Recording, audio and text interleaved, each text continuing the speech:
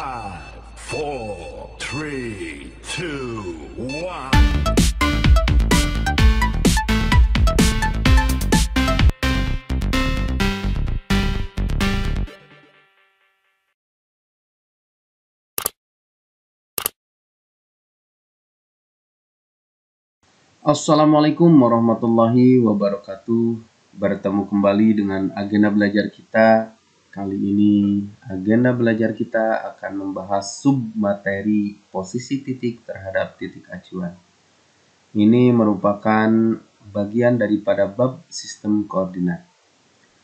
Untuk kompetensi dasarnya masih sama dengan video pertama di sistem koordinat, yaitu 3.2 menjelaskan kedudukan titik dalam bidang koordinat kartesius yang dihubungkan dengan masalah kontekstual. 4.2 menyelesaikan masalah yang berkaitan dengan kedudukan titik dalam bidang koordinat kartesius. Dan untuk indikator pencapaian kompetensinya, ini merupakan tujuan dari pembelajaran kita. 3.2.1-nya ini sudah dibahas di video pertama, menentukan kedudukan suatu titik terhadap sumbu X dan sumbu Y. Dan kali ini kita akan belajar tentang 3.22 menentukan kedudukan suatu titik terhadap titik asal, dan 3.2.3-nya menentukan kedudukan suatu titik terhadap suatu titik A, B. Dan untuk materi prasyaratnya, ini yang paling penting sekali di sini operasi penjumlahan dan pengurangan bilangan bulat. Nah, ini ya. Kemudian untuk kegiatan belajar mengajarnya, nah posisi titik pada bidang koordinat ini sudah dibahas di video pertama. Kali ini kita akan lanjut ke posisi titik terhadap titik acuan. Nah, di sini saya berikan bidang koordinat kartesius, di mana di sini sudah tergambarkan titik A, titik B, titik C, titik D, dan titik E. Nah, yang pertama sekali kita akan menentukan posisi titik terhadap titik asal. Ini merupakan defaultnya atau aturan bakunya, di mana kalau kita diminta untuk menentukan titik koordinat suatu titik tanpa keterangan acuannya, ini acuannya kita ambil 0,0 atau titik asal. Kecuali kalau kita diminta untuk menentukan titik koordinat A dengan titik acuannya titik E. Nah, ini sudah bukan default lagi ya, karena sudah ada tambahan keterangan acuan. Baiklah, untuk yang pertama sekali kita akan menyatakan suatu posisi terhadap titik asal. Ini ingat, ini merupakan defaultnya, dan ini sebenarnya sudah dibahas pada video pertama yang menyatakan posisi titik di bidang koordinat. Tetapi tidak salahnya kita bahas kembali agar kalian lebih jelas bisa membedakan posisi titik terhadap titik asal dan posisi titik terhadap suatu titik A, B. Baiklah, untuk titik A, nah karena kita mulainya dari titik asal terhadap titik asal, berarti kita mulainya dari titik asal. Dari titik asal menuju titik A ini bergerak ke kanan 8 satuan, kemudian dilanjutkan pergerakan vertikal 2 satuan ke atas. Nah, ingat kembali pergerakan ke kiri ke kanan positif, ke kiri negatif, kemudian ke atas positif, ke bawah negatif. Nah, di sini 8 satuan ke kanan berarti positif. Kemudian 2 satuan ke atas, karena ke atas berarti 2-nya positif juga. Sehingga titik koordinat A ini adalah 8,2. Kemudian untuk titik B, nah di sini kalau kita lihat di sini menuju titik B ini pergerakan horizontalnya ke kiri sejauh 9 satuan, kemudian dilanjutkan gerakan vertikal ke atas 5 satuan. Nah, 9 satuan ke kiri, karena ke kiri berarti 9 ini bernilai negatif, kemudian 9 satuan ke atas, karena ke atas berarti nilai 5-nya ini positif. Sehingga titik koordinat B ini adalah negatif 9,5. Kemudian untuk titik C, nah dari titik asal ini, pergerakan horizontalnya dia bergerak ke kiri sejauh 2 satuan. Kemudian dilanjutkan ke bawah sejauh 4 satuan. Karena ke kiri berarti duanya bernilai negatif, dan karena ke bawah berarti 4-nya juga negatif. Sehingga titik koordinatnya adalah negatif 2, negatif 4. Kemudian untuk titik D, nah di sini dari titik asal ini pergerakan horizontalnya ke kanan sejauh 5 satuan. Dilanjutkan pergerakan vertikalnya ke bawah sejauh 6 satuan. Nah di sini 5 satuan ke kanan berarti 5-nya positif, 6 satuan ke bawah karena ke bawah 6-nya negatif. Sehingga titik koordinatnya adalah 5, negatif 6. Nah, di sini titik E tidak saya nyatakan, silakan kalian nyatakan E ini berapa, berapa. Dan selanjutnya kita akan menentukan titik koordinatnya, tetapi acuannya kita ambil adalah titik E. Ya, di sini A, B, C, D-nya masih tetap posisinya di bidang kartesius sama seperti ini. Tetapi titik koordinatnya sekarang kita akan nyatakan terhadap titik E. Kalau tadi titik asal, sekarang kita ambil terhadap titik E. Nah, kita lanjut. Untuk titik A, nah karena kita acuannya titik E, berarti kita bermula dari titik E ini. Dari titik E ke titik A berarti bergerak ke kanan sejauh 1, 2, 3, 4, 5. 5 satuan ke kanan. Kemudian kita lihat di sini. Untuk pergerakan vertikalnya tidak ada pergerakan. Tidak ada pergerakan ke atas, tidak pergerakan ke bawah. Maka nilainya di sini 0. 0 satuan ke atas. Nah, saya tulisnya ke atas ya. Kalau ke bawah juga tidak masalah. Nah, karena ke kanan berarti 5-nya positif. Kalau 0, karena bilangan netral, tidak ada istilah negatif 0 dan positif 0 ya. 0 saja. Jadi koordinat titik A terhadap titik E ini adalah 5,0. Kita lanjut ke titik B. Nah, dari titik E ini menuju titik B, pergerakan horizontalnya ke arah kiri sejauh 1, 2, 3, 4, 5, 6, 7, 8, 9, 10, 11, 12. 12 satuan ke kiri. Kemudian dilanjutkan ke atas 1, 2, 3. 3 satuan ke atas. Nah, karena ke kiri maka 12 ini bernilai negatif. Kemudian karena ke atas 3-nya ini bernilai positif. Sehingga titik koordinatnya adalah negatif 12,3. Kemudian untuk titik C-nya, nah dari titik E ini pergerakan horizontalnya ke kiri sejauh 1, 2, 3, 4, 5.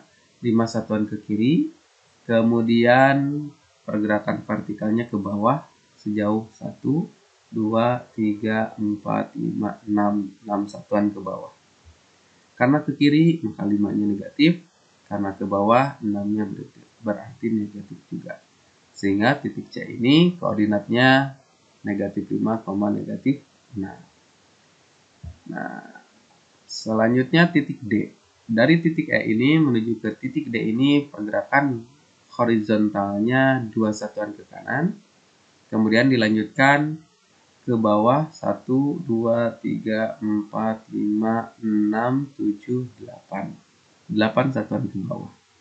Ke kanan berarti 2-nya positif. Ke bawah 8-nya berarti negatif. Sehingga titik koordinat D ini terhadap titik E adalah 2, negatif 8. Nah, sekarang kita akan bandingkan hasil dari titik koordinat dengan acuan titik asal dan titik koordinat ABCD jika acuannya titik E. Di sini tujuannya kalau kita sudah mengetahui mengamati aturan mainnya, nanti kita akan bisa menentukan titik koordinat suatu titik X, Y terhadap titik tertentu P, Q, dan sebaliknya tanpa harus menggambar terlebih dahulu. Kalau tadi kita menyatakannya koordinatnya itu dilihat dari gambarnya. Nah, apakah kita harus selalu menggambar? Sebenarnya tidak. Kalau kalian nanti setelah pengamatan ini bisa mengetahui aturan mainnya, kalian tanpa harus menggambar pun kalian sudah bisa mengisinya, menjawabnya. Akan tetapi, kalau aturannya kalian lupa suatu saat nanti, mau tidak mau kalian harus menggambar. Nah, di sini ini adalah rekapan dari apa yang tadi kita bahas. Titik A ini koordinat terhadap titik asalnya 8,2.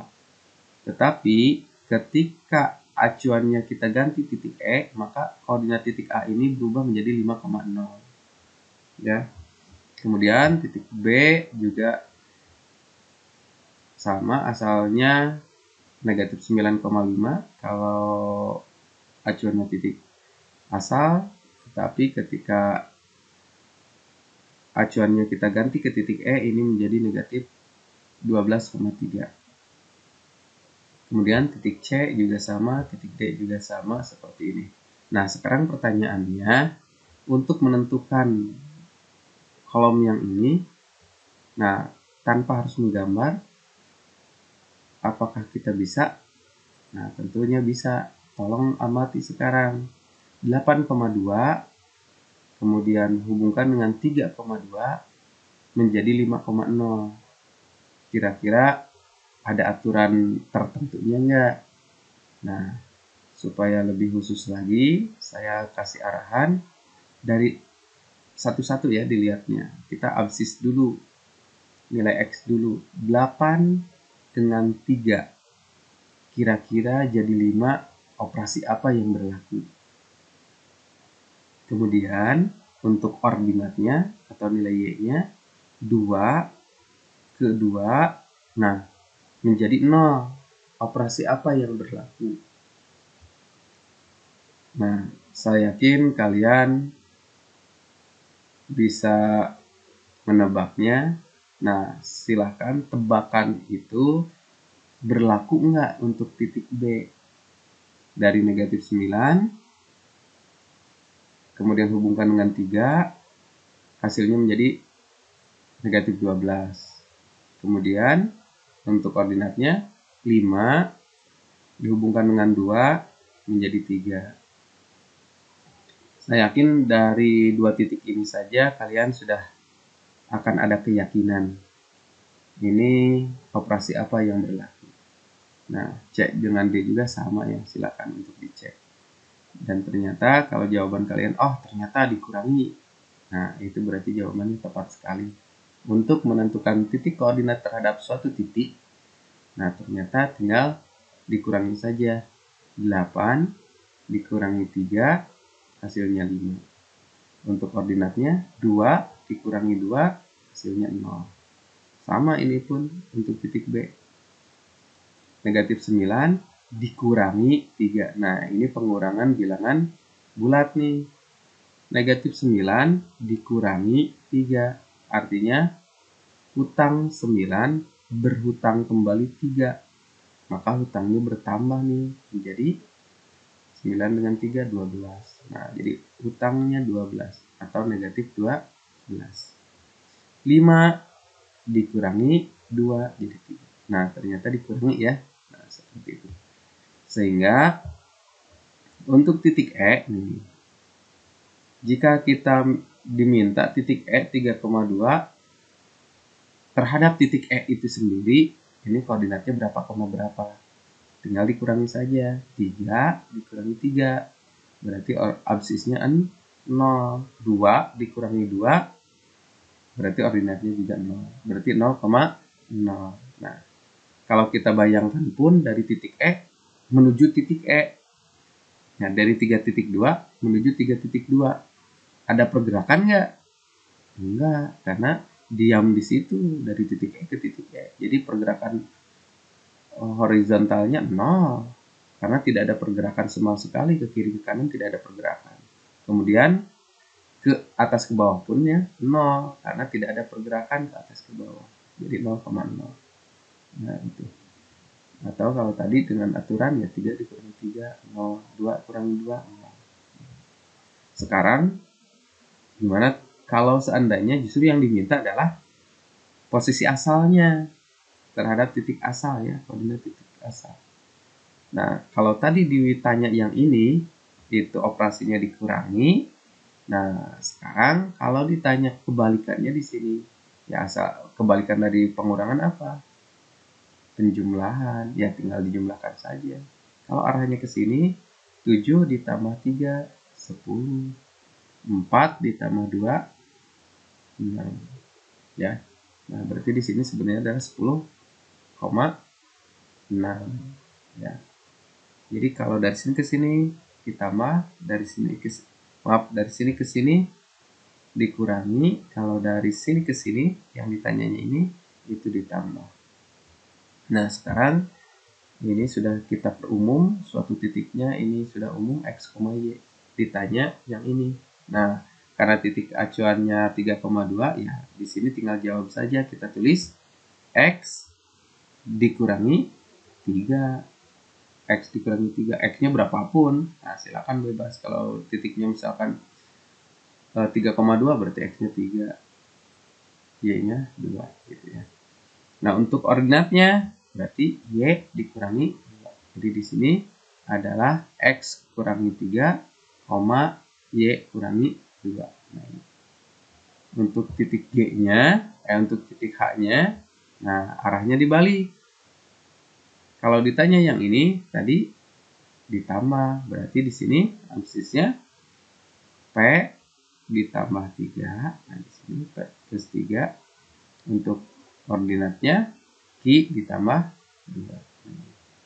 Nah, ini kesimpulannya. Koordinat titik X, Y terhadap titik P, Q adalah P, Q-nya di sini tadi 3,2 ya. Kita acuannya per umum juga menjadi P, Q. Acuannya apapun di sini boleh. Yang jelas mah nanti aturannya untuk menentukan titik koordinat terhadap titik P, Q-nya ini X kurangi P, Y kurangi Q. Nah, dikurangi ya. Dan ini kebalikannya. Koordinat titik A terhadap titik P, Q misalkan diketahui adalah M, N. Nah, maka koordinat titik A-nya berapa? Nah, ini aslinya berapa? Nah, tadi ditambah ya.